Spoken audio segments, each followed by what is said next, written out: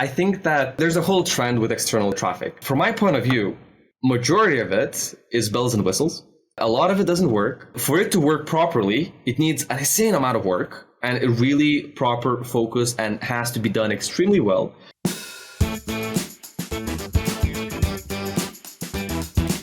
All right. Hey there. I'm your host, Ben, and welcome back to season 2 of the Amazon Strategy Show, the show that's all strategy, no hacks, no silver bullets, and no magic pills, just real practical strategy for serious Amazon sellers. All right. We have an amazing episode for you guys today. I just finished recording with Klaidas from AMZBs, and wow, this was a very, very good discussion. So if you're an Amazon seller at the beginning, middle, end of your journey, there is a lot of value all along the way. Klaidas took us through how he actually took one of his clients from $500,000 in annual revenue all the way up to $30 million, which is pretty impressive. And that's with one product.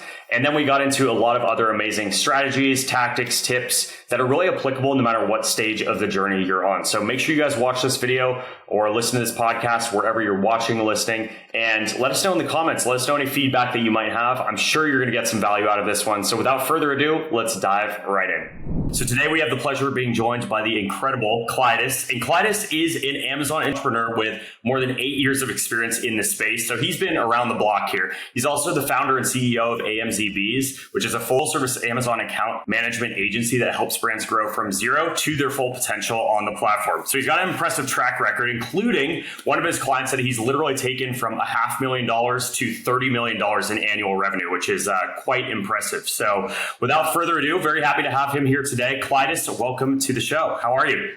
Thank you for having me, Ben. I'm doing good. Thank you for the introduction. I was going to say, whereabouts in the world are you calling in from? Because I have the pleasure of it only being 10 a.m. here, but I think you're where we're recording. I think it's much later for you. Yeah, right now it's almost 6 p.m. here in Lithuania. On a Friday, so, well, thank you. I appreciate you for taking the time, man. It was a bit difficult for us to find the time, that's true. Yeah. So we were talking a little bit before the show started, also just about, and I've kind of been feeling this recently with all the traveling, like it's sometimes you don't even know where you are, what time zone you're in. So I know you've been to a couple events, you've got a couple on the horizon. Where are you going next?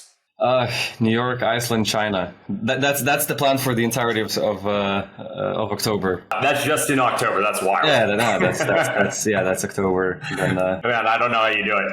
Well, somehow. Well, you better rest up while you can. To get started, I kind of wanted to dive in and just ask you, kind of the typical question, which is, can you tell us a little bit about how you got started on your Amazon journey? So if you take us all the way back, we'd love to hear a little bit more about that. Sure. So I think the good starting point is I've been doing Amazon for a third of my life at this point. It's a good way to put it. It is. I think it sounds better than 8 years, right? 8.5 or so. So I started in around 2015 with my parent business. I was still in high school, I think, or beginning of high school, and my parents promoted me from warehouse assistant to e-commerce manager. Nice. So I had to put all their 400 SKU products to Amazon, eBay, Etsy, and kind of work on their e-commerce presence. Obviously, it was just myself who was kind of working in that department per se. And we quickly grew to 7 figures in a couple of years. And after that, after high school, went to military, in Lithuania, we have the voluntary, semi-voluntary 9-month military training to be in the active reserve. So I did my military training and then started studying IT. Unfortunately, I had to drop out pretty much after the first semester just because financially it didn't make sense to continue the studies when all of my clients at that point were asking for more and more time, and I was already making more than I could have after finishing my degree. So in the beginning of my studies, I started being more involved in the Lithuanian Amazon seller community. Slowly, I took over leading that community, started speaking in the events, in the meetups, organizing meetups here in Lithuania, started speaking in other Amazon conferences. And after a lot of PR, that just because people in the press, they like a young face, and I was 19, 20-ish years old, and already we had relatively good results. People just started kind of grabbing my attention as much as they could. So I got featured in TV and the multiple radio interviews, all the media articles, People's Magazine and all that nonsense here in Lithuania, and slowly started getting agency clients, not necessarily just consulting or technical stuff. And basically that's how AMZB was born. We still work with a lot of the initial clients to this day, and they're doing extremely well. And yeah, that's the beginning. I never really sold myself, never been really a seller. My family is a seller, but I don't consider myself a seller just because it's not my business, it's their business. I was always on the side of managing the accounts, on the account management, on the advertising, on the technical aspects, on the strategy. And that's where I put my focus for the last 8 years. And I think so far our clients are happy that that's where our focus went.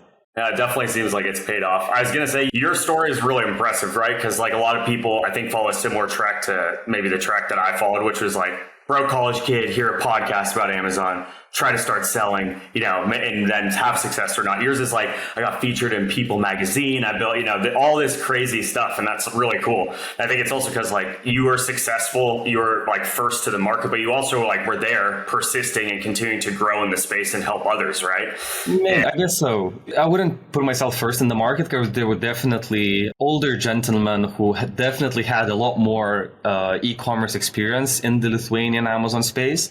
And we still talk with them and work with them in some cases to this day. Sure. And we have good relationships because it's a very small community. But I think I was the one who started, I would say, aggressively educating the Lithuanian community.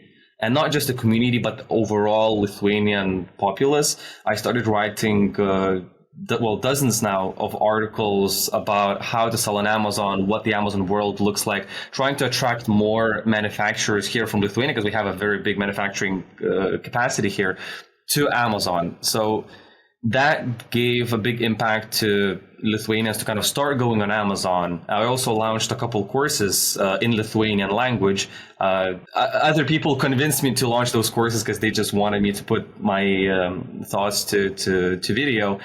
And to this day, the majority of Lithuanian businesses, Amazon businesses, when they hire a new person, they give them my courses to watch and learn, and only then they start doing the practical stuff. Those courses are free. Now, they used to be paid, but it's not like it's a lot of money. So trying to put more emphasis on growing here in Lithuania, the Amazon seller community. But my focus, or the agency focus, shifted to the global markets, back in 2019, like almost in the very beginning. Sure. So a lot of now do you guys, I was going to say, do you have a lot of clients now? I know you have a ton of Lithuanian clients, but do you guys also work with people in other parts of the world? Like what's it look like? I would say our Lithuanian clients are about 30%, maybe 25%. Majority of our clients or revenue is coming from the US and Europe. So Germany, UK, Australia, Japan, etc. The biggest case studies we have and the biggest successes, and the one you mentioned, the $30 million, it's one product. Like we started working with one product? Yeah, that's one product. Wow. Now it has more variations. Now that company, since literally we made them over tens of millions of dollars over these years, they started cooperating and they started, they created their own R&D department. So now we're still slowly launching new products. But the 30 million, it was 29.5 million was one product. So we started with that in 2020, June 1st, and just kind of took them off the ground.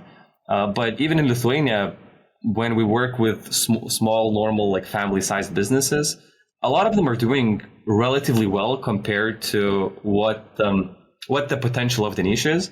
And even if we look at the big numbers that, $30 million a year, 12 or $11 million of profit, like these are huge numbers that, if we're being fair, aren't really reachable for the majority of Amazon sellers. Like statistically, sure, most likely you're not going to reach that. But what we find is that what is very reachable is from $10,000 to $50,000 or euros a month of profit for a family business, for a family factory, it's absolutely reachable, and it happens more often than not if they have the right products, resources to kind of get to that level. So being that you kind of worked with so many of those people, have you identified like anything that they're doing differently in general that's, working really well, or some of the common characteristics? It's definitely a good question, and something that I always like to point out, like there's no magic in any aspect of what we do, of what our partners do, of what Amazon sellers do. It's just proper, good, solid principles, business principles, and a good product market fit.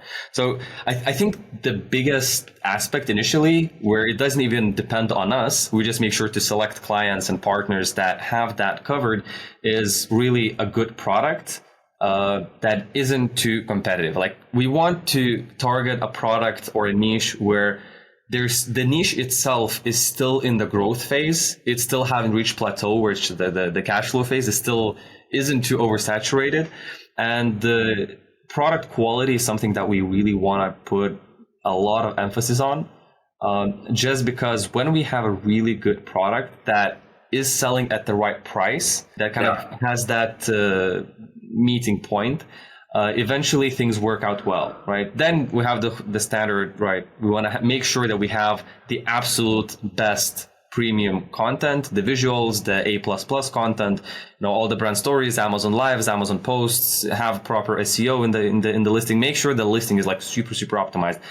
And then it's just a lot of advertising, advertising, and trying not to go out of stock as much as possible. That's actually that was a really great. Like I can tell now that you've done courses, you're an educator, right? Because that was a really good way of breaking it down. It's like so much of the whole Amazon game, from what I've seen too, is it's really just doing the simple basic things. They're not easy, but they are like straightforward, and following that process, getting a really good product, listening to your customers, making sure it has product market fit.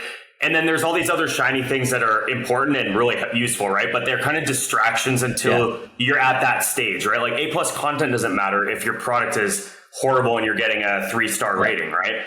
And I feel like that it's really easy to forget about that stuff when you're like, oh, I got the product, it's okay, but now I need to do my A+ and all this other stuff, This is a very good point, the shiny object syndrome, and this is what we find in businesses that are failing in a way.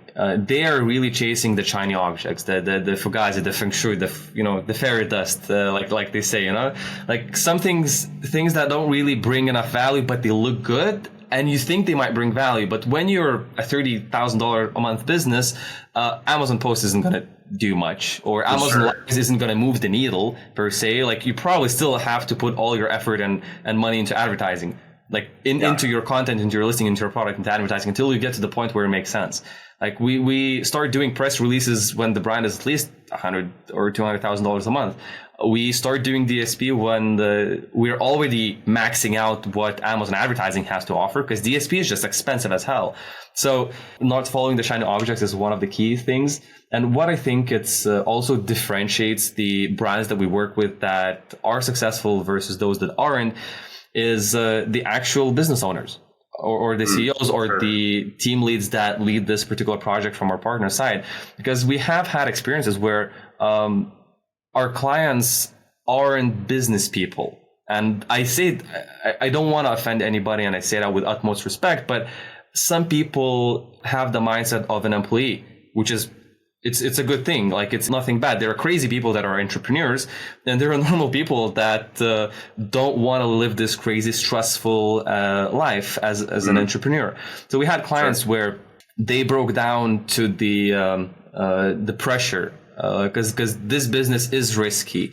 Anything can happen at any point. The account suspensions can happen at any point. And we had that situation where the account was suspended for 15 days. We managed to get it back, but it's stuck in the CEO's mind. And a year later, he undersold the business to his factory, where he had $400,000 of loans, 0% interest, by the way.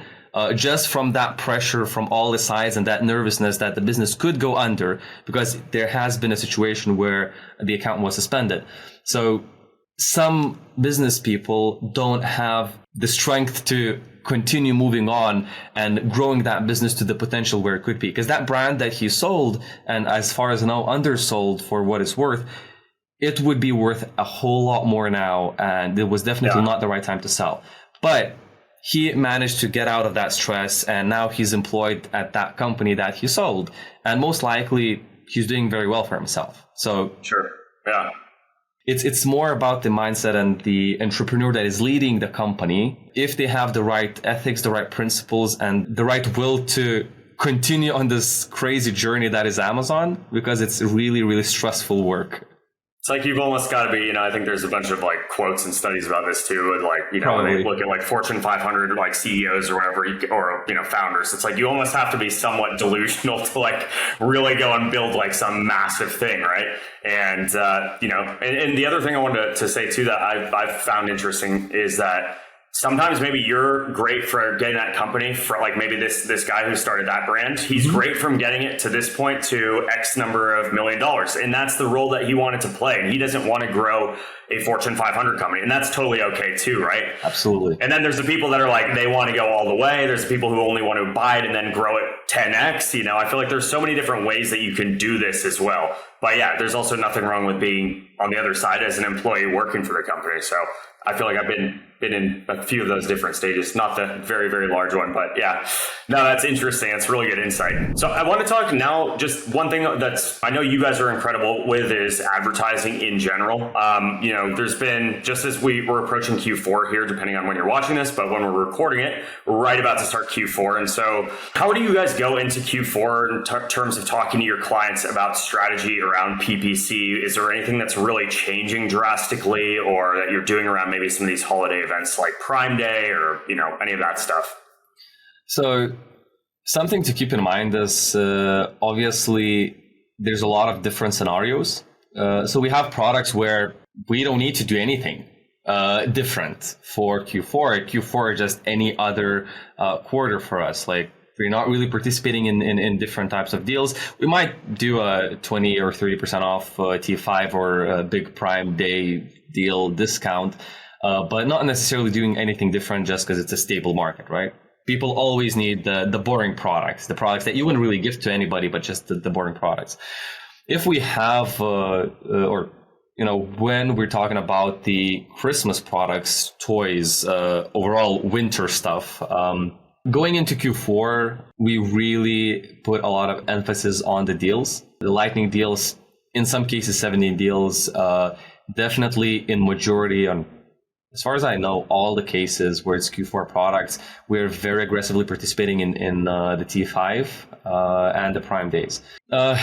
Something that we do with some of the bigger brands where we have that access is top deals and multi-brand top deals, which helps us with the additional traffic. In terms of advertising, what we do in around September is we optimize for profitability. Like we cut off a lot of the tests that we were doing, and we are basically taking one step back in September because the Christmas shopping slowly seems to going to be started, but not yet really. And we try to kind of restructure the advertising to the point where we have solid profit margins going into Q4. And when the Q4 comes, the Christmassy keywords come into advertising. We get a lot of new keywords that we had last year. We get a lot of new keywords that we didn't have ever. And there's a lot of new opportunities to spend money where during the summer, that opportunity wasn't really there. So in September, we try to take one step back so we can take two steps forward during the end of September and the beginning of October. Then we really start, well, not aggressively, but we slowly start adding in the Q4 related keywords. And in a lot of cases, we have similar keywords there where, it's all giftable stuff. If it's toys, then it's gifts for this, and that, toys for this, and that. Sure. Yeah, no, that makes sense. That's the general gist of it. Yeah, I mean, and I know it's different for every account, right? It depends totally where you're at with your brand, how much money you have to throw around, what kind of products. In some cases, our goal, we're not really going even for revenue. Our goal is just to make as much money as possible. That's our entire goal. We are sacrificing revenue. Our goal is just to make as much money as possible, to milk the niche, the holidays as much as possible, because the products are dying. We have products that are oversaturated. We know are on the way out. We know that most likely next Q4 is going to be half of the sales that we have now. And our full push is just on optimization and on profitability. In some cases, revenue. In other cases, we don't care about revenue. All we want to do is make as much money as possible, milk this as much as possible, and we're going to rebuild in Q1. Like, even if our rankings get hurt, we're going to try to rebuild in Q1 because we still have the thousands of reviews and everything else. But sacrifice the rankings, sacrifice some positions sometimes for the sake of profitability in a dying niche that will be dead in a couple of years just because of oversaturation and the product got boring. Yeah, and I feel like, so that's where it's obviously important to be watching your trends and know exactly what's happening, both with your product, but also the bigger market, right?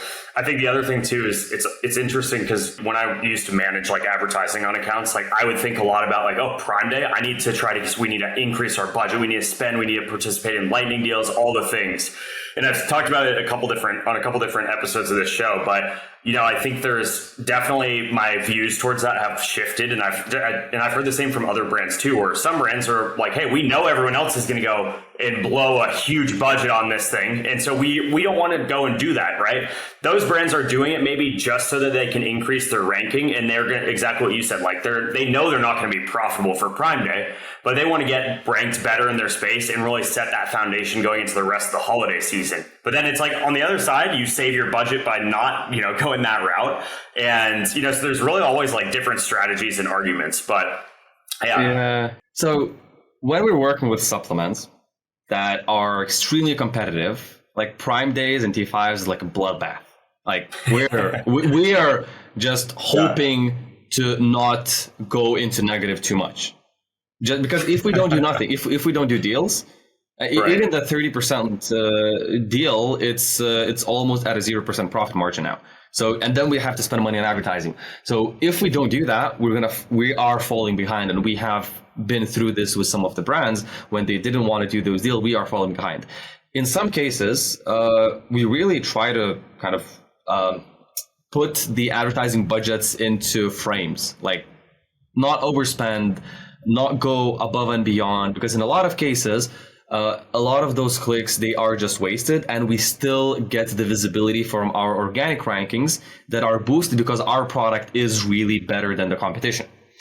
And something that we are considering testing for this T5 and Prime Day, something that the manager of one of our SaaS core managers advised us to test, is turn off advertising during the T5 or Prime Day entirely for the products where we are running the best deal. Do you know about the best deal? Is the $1,000 deal? Like when you pay Amazon $1,000 and you get the best deal, which was previously 7-day deal. Now it's called best deal. And during Prime Day, it's during the the entirety of Prime Day, or during T5, the entirety of T5. And Amazon's, their reps say, like, their logic is, you're paying us money to advertise your product. If you advertise your product yourself, you take up the space that we would have put your product in. So what we're going to try to test with not essential products, and not the products that are like our big winners, to see if it works out, is turn off, like, run the best deal, pay $1,000 to Amazon, have our product featured in the deals page, and most likely rank to the top of our main category first page. Is turn off all the advertising for that particular product and see the performance. Because then you save, like, you give that deal, like, you still have a very compelling offer. You still have your high organic rankings, and your conversion is going to be increased. It's just more giving Amazon the space to put your product into placements that you would have taken with advertising. So that's in theory yet, and obviously, like, I'm not sure if it's confirmed or not, but we will test it out where we have the capacity to do that. And most likely we'll write a post about it on LinkedIn or something like that. Yeah, I was going to say, you need to report back to us, because I'm really curious about that too.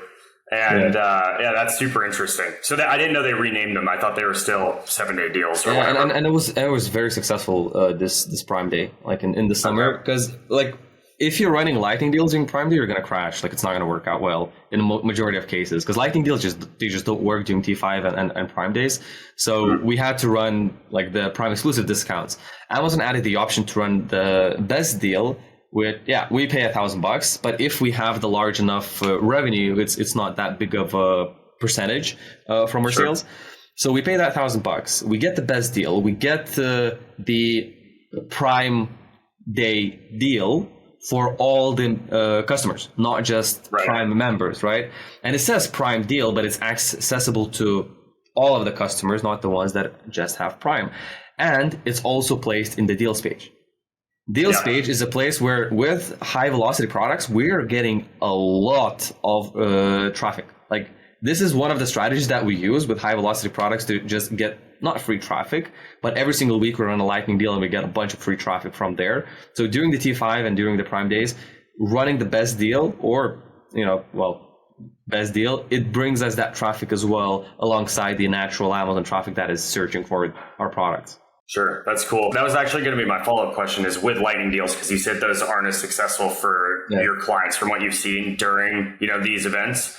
Have you seen a lot of success utilizing lightning deals outside of the event kind of, areas? Yeah. And is it I've run a couple of them before, so I don't have a ton of, personal data to understand them, but is it ever going to be helpful to run just one and that's it? Or do you have to run subsequent, like back to back, like every week or every other week? Like what's kind of the strategy in terms of lightning deals?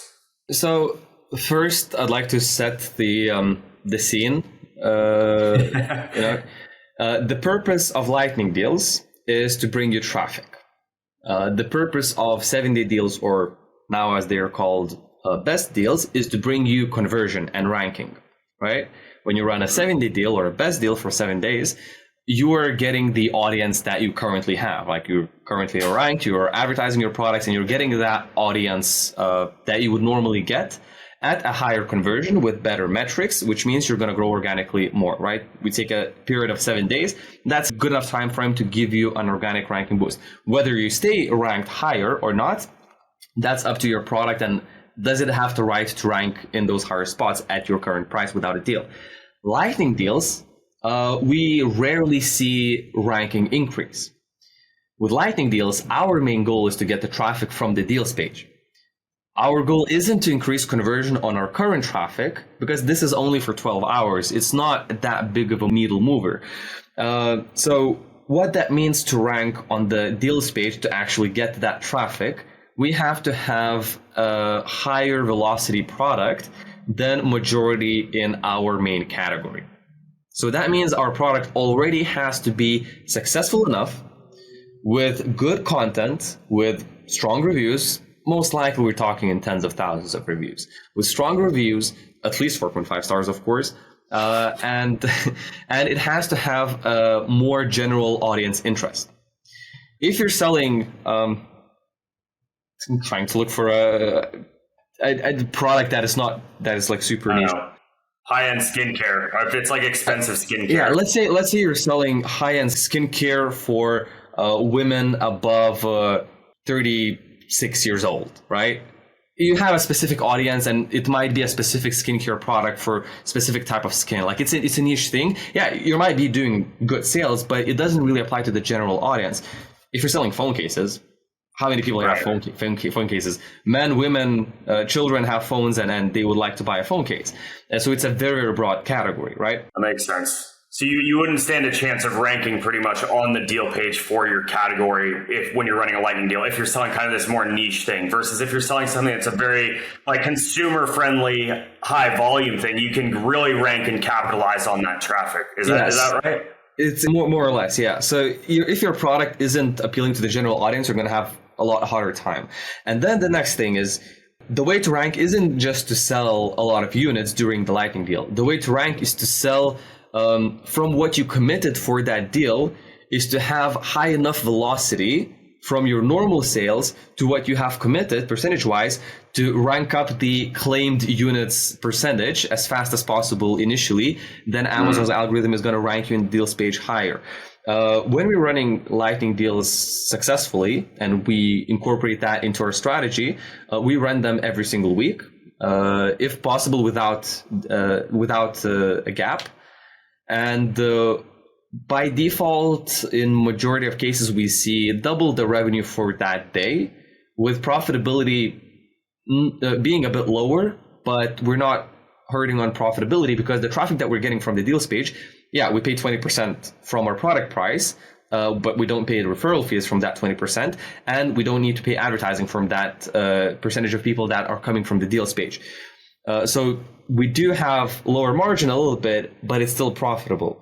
And gotcha. That's how we get, on the long enough time frame, we basically just get more eyeballs on our product than we would have otherwise. But the product has to be more general. So then we incorporate lightning deals throughout the years, every single week, if possible, without any gaps. Once a week, we do a lightning deal, 20% off. We try to kind of keep on the not lowering the price too much. Eventually, Amazon starts forcing you to lower the price too much, so we have to kind of take a pause a little bit. But yeah, that's that makes sense. So yeah, I mean, it sounds like it's really something that's more for a mature product listing and brand, what have you. It's not. We tested with products that might not seem such a great fit for lightning deals, just in case, in different periods of the year. So for example, if it's a summer product, like we obviously tested during the summer and see if it works out or not. More often than not, it doesn't work. More often than not, it fails. But in some cases, it works out well, and we incorporate it into the strategy, and it's a big needle mover in the long term. So it's definitely worth testing in multiple different periods of the year. It's just more of some cases it works well, some cases it doesn't. Yeah, and I feel like, and that's, I mean, just one comment too is Amazon. It's all about testing constantly, right? It's like you got to always be testing different things. I have a couple other questions I just wanted to ask too. So one is just about long-term strategy. I know where we just said that this is more of something you'd implement later on in kind of your Amazon trajectory. But how do you plan with clients that you, like this person who went from, $500,000 annually to 30 million? What are you guys doing to kind of, and how far out are you looking when you're kind of planning their Amazon strategy? So that particular case is a little bit unique because when I started working on that brand and when I took them to those results, I didn't have a lot of my team, and I was myself with an assistant and one employee. Now we're a team of 20 people or so. And with that client, for my team, mainly I represent the client, if that makes sense. Like, this is the only account that I, as a CEO of an agency, still manage on the high level. So I am the one who's making sure we don't overspend. I'm the one who's looking into the strategy of the top level strategy, where usually the client should direct us what to do with their money, how much to spend on DSP, how much to spend on advertising, if to spend less on advertising. With the client themselves, with the company that they've built over the years, we don't necessarily touch the, advertising spend or ACoS or things like that. We look at the revenue and bottom line profitability. Like, these are the KPIs that we work with. When we plan the strategy to the future, obviously in Q1, we actually have live meetings. So I take some of my team and we fly to Florida to them. And we have live meetings over multiple days to strategize for the remaining of the year, to forecast what we think we could reach. So, we can begin taking out loans and start manufacturing hundreds of thousands of units of products because the scale is relatively big. And it's a heavy Q4 product per se. We still do well in the rest of the year, but Q4, it's a big part. So we don't necessarily look at where Amazon is concerned. We don't necessarily look at 10 years into the future. We look 1, 2, 3 years into the future. We'll look at new products when we're launching different new products, what the strategy for those new products is, what we're doing with the current product line. Main focus is going throughout the following year, but we do look 2, 3 years into the future with the product launches to make sure that we have new things invented. And as far as I know, almost all the products that we launch, we patent. We make sure to patent because we are following the model that we began with, and it's working really, really well. So we're creating unique products that aren't in the market yet, literally something that's been invented and created from scratch, or basing the idea on what we currently did. Oh, interesting. So the strategy meetings, they they don't extend 10 years into the future. In a business sense, where we look at their entire business model, we look at 10 years, 20 years into the future, what our plans for exit is, if we want to exit or not. In this case, we don't want to exit. So aggregators, please don't reach out to me. We don't have plans to do that in the nearest future. But we talk about the overall company, because that company now, they're doing good revenue with distributors, they're doing good revenue with other marketplaces, where even though we don't necessarily have we don't charge for that, like we don't really work with that, we still help them to make sure everything's on track and other areas of their business will not hurt Amazon. Because as more seasoned Amazon sellers know, when you start mixing in retail distributors, there are a lot of moving parts that come to bite back on Amazon, with barcodes, with transparency programs, with counterfeits, with other marketplaces, with catalog changes where you can't change listings, with different types of product suspensions, etc. So there are a lot of moving parts that I want to make sure that we have covered, that in 2 years or 3 years, we don't run into problems that we already know would happen happened with our other clients in the past. So we kind of try to prevent that when we look at the entire business strategy, not just Amazon. Yeah, if I answered the question correctly. Sorry, you did. I mean, you answered it. I'm like impressed by how that's a very comprehensive look at it. And I know that client, maybe there may be a higher touch point client of yours, but generally speaking, I feel like it's just impressive to hear you guys really take a look at it. Like, it's the thing is, right, they're not special in any way, shape, or form, but when you reach 8 figures of revenue, that's what is needed. And when our clients are getting to that point, that's what we start doing.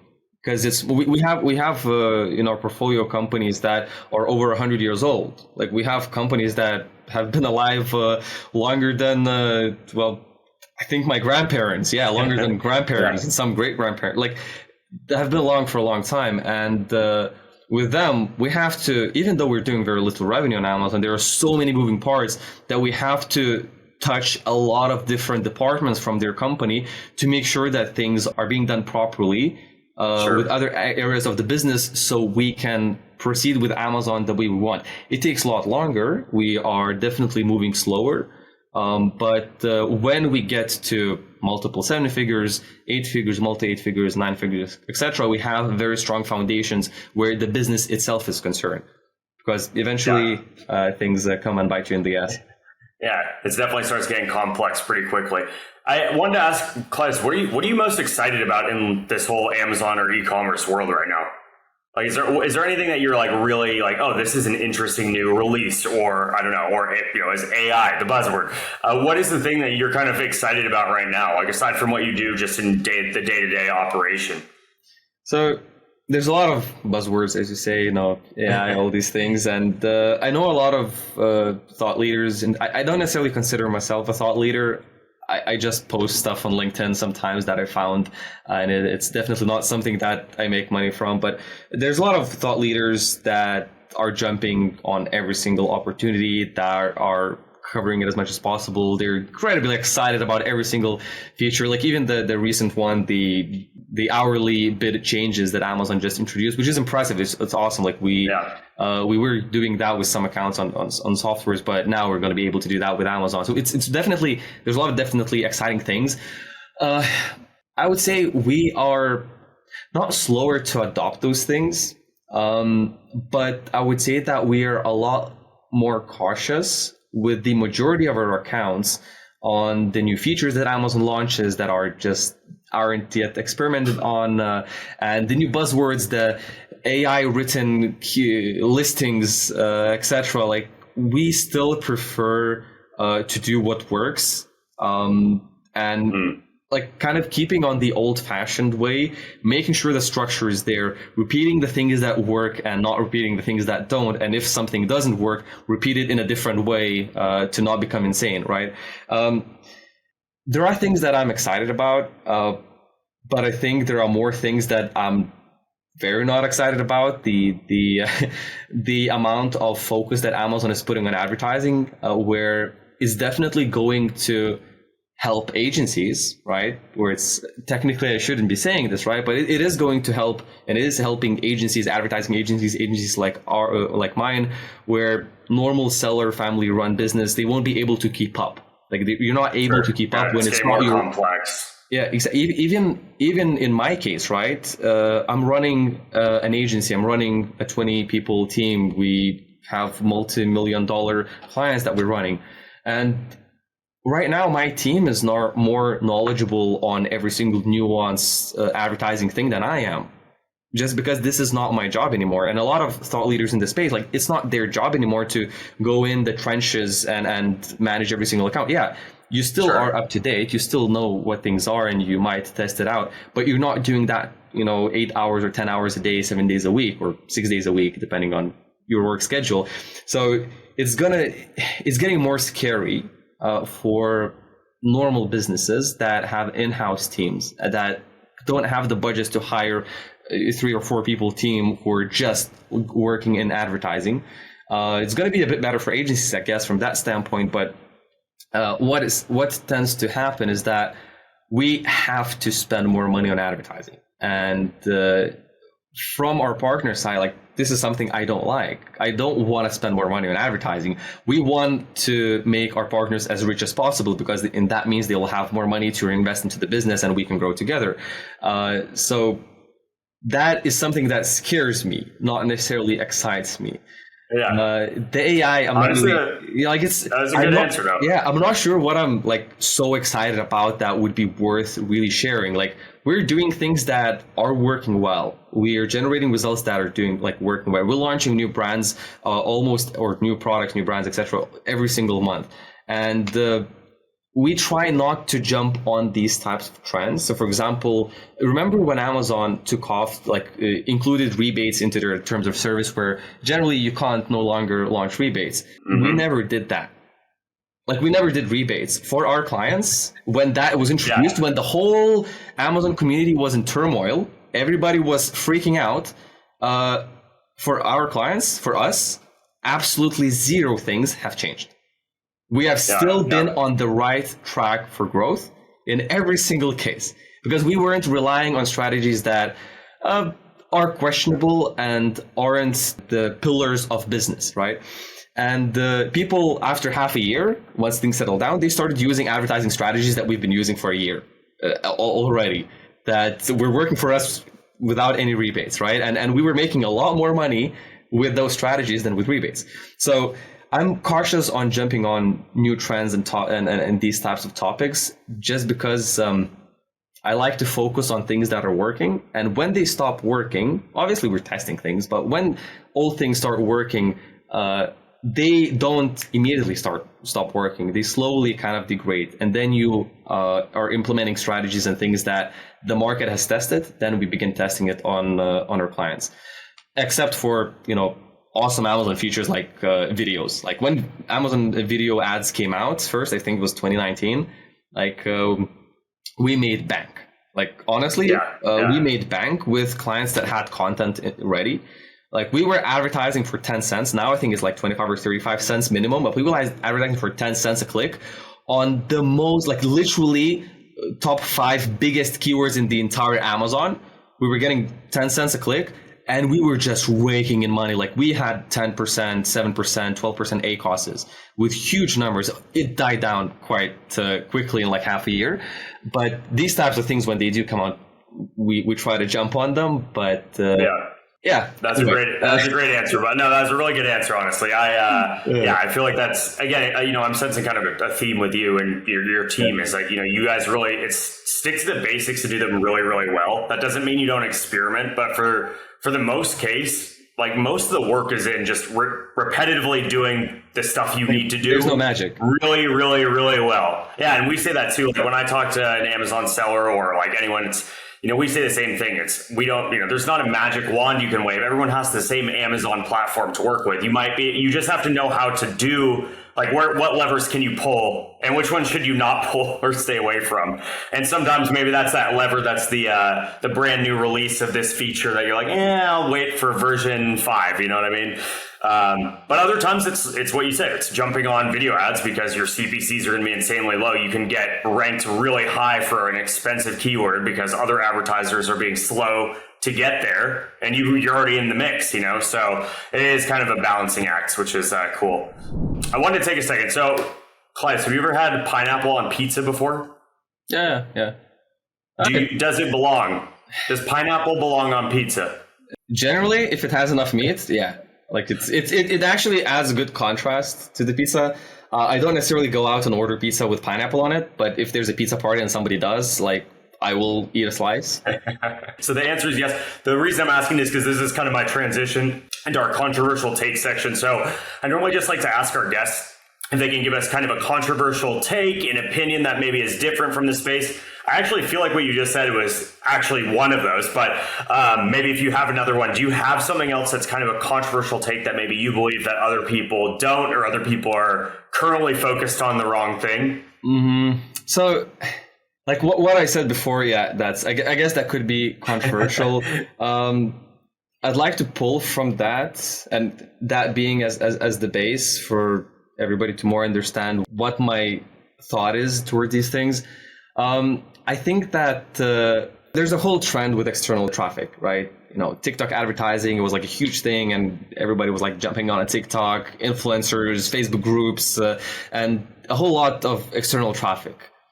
From my point of view, majority of it is bells and whistles. A lot of it doesn't work. For it to work properly, it needs an insane amount of work and a really proper focus, and has to be done extremely well. And when Amazon sellers or smaller businesses that don't have human resources to concentrate on those things, really solid, good people who are knowledgeable on TikTok, who know how to get things viral, they don't have people who are very, very knowledgeable on influencer marketing, and they try to do everything themselves. They take away effort, focus, time, and money from Amazon internal advertising. We've seen time and time again that if we just focus on Amazon's internal advertising, and even within that, I'm just separating sponsored products that gives you actual ranking, we are able to generate really, a lot better results than when we have a brand that is putting half money into Facebook ads, half money into Amazon. They're taking some of the money to influencer marketing, some of the money to TikTok. I'm not saying those things can't work. I'm saying that in majority of cases, in niches that aren't overpopulated, because that's the niches that where you can actually make a successful business and make money without burning money, the lowest hanging fruit in 90% of those cases, or 95% of those cases, is going to be Amazon advertising sponsored products. And I think that's one of the reasons why I'm not really, like in LinkedIn, I'm not really covering too much of the external traffic, whereas a lot of other thought leaders, they're pushing TikTok quite a lot. They're pushing influencer marketing, etc. I like to keep things within the platform.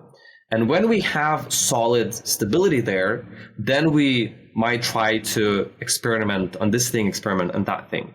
There's a different story when we have a client. So we work with one of the fastest growing startups here in Lithuania with supplement products. And they have massive outside traffic. They have massive teams for Facebook and TikTok and etc. advertising. We are absolutely utilizing those assets, right? We want to utilize those assets. We have more money than we can put on Amazon advertising without burning that money. Then those resources really, really help and help us give good initial base. But in majority of cases, when we work with a family business or one-man show Amazon seller company, they might want to spread themselves to all these different things because they've heard it on a podcast, because they've seen this is working really, really well. This is working really, really well. What ends up happening is a whole lot of chaos, a whole lot of money just thrown out the window. And the end result is, in all the cases, is either we facilitate everything back into Amazon advertising, put all the money and effort into sponsored products and sponsored brand, sponsored video display when it's time, or that seller quits selling on Amazon, or we stop working with them because there's no way to generate results when we have no ability to focus on the thing that actually works. Yeah, so I think that might be a controversial take. I'm not sure if it fits the. I agree because I think, well, especially right now, in just my experience, I think there's been a lot more buzz around the Amazon attribution space and driving external traffic.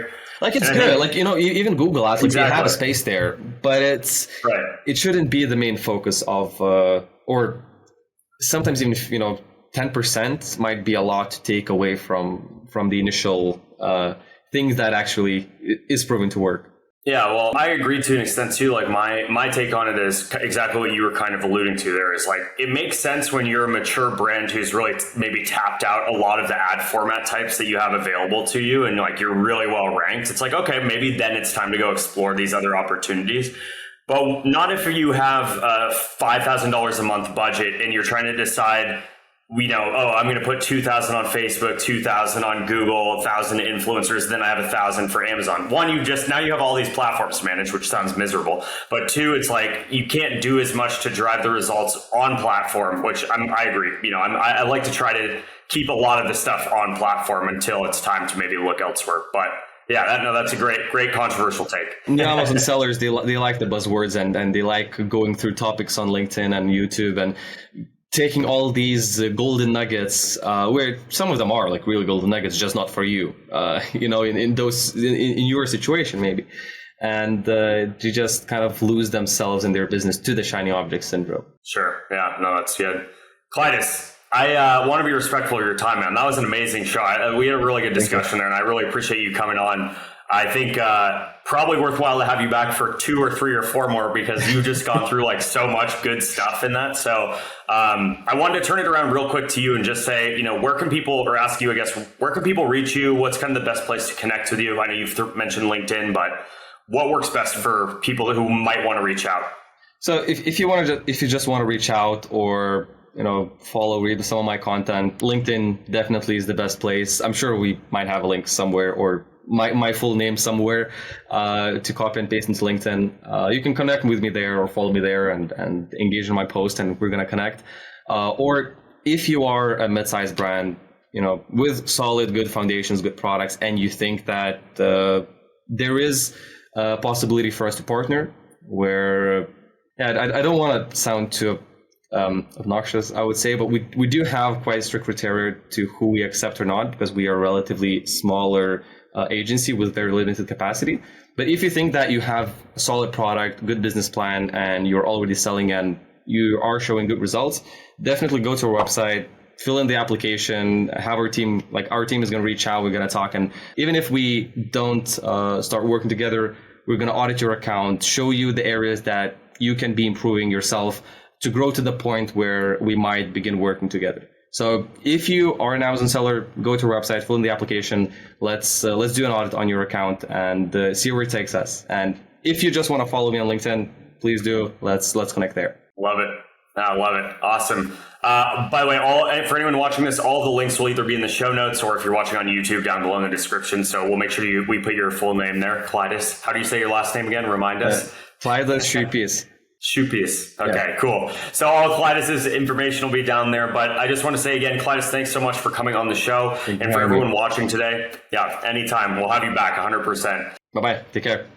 So that brings us to the end of this episode. Thanks again to Klaidas from AMZBs for joining us today. That was an awesome episode. We got to learn about his background, his 8 years in the whole Amazon space, how he took a client from $500,000 to $30 million in annual revenue, which was pretty incredible, and a lot of really, really valuable nuggets along the way. So I hope you guys got some value out of that wherever you're watching or listening to this. And if you did find value, we'd appreciate it if you could kindly give us a rating. If you're watching this on YouTube, give us that thumbs up button and share this to a friend if you find some value and you think they would too.